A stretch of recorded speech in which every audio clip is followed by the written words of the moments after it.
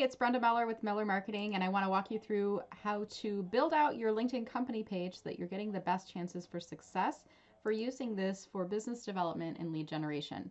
I was doing a training session the other day with Stacy and I noticed that at the top of her profile on LinkedIn, you can see in the top header card here, right next to Sterling Heights Regional Chamber of Commerce, you see this gray box, and I like to say gray is not okay.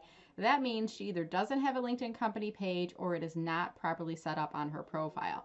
Now, what happens when we see this gray avatar where your company logo should be is we immediately start to question, does she really work there? Is this a legitimate company? If it's a smaller business, we might think, is she working out of her basement? Is this not a really full-fledged business? So it's causing people to pause and reconsider whether or not they want to do business with you.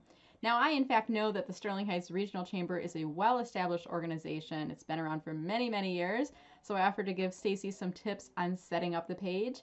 And I'm going to do a short series of videos to walk you through the various processes of doing so today.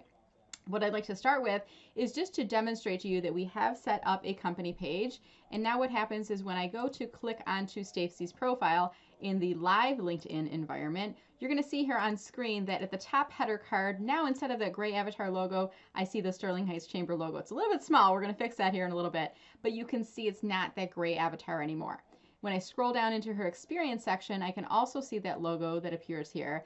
And if we click on that logo, you know that you can go over and visit the company page. Now I'm in right now as an admin. I'm going to click on view as member because this is what you would see if you've come over to her company page. And we're going to get started with the next video. Hopefully this first tip has been helpful. I'm just identifying that we didn't yet have a company page, so we set it up. We uploaded the logo in there, and then I'm going to walk you through a various series of videos on setting up and building her company page followers.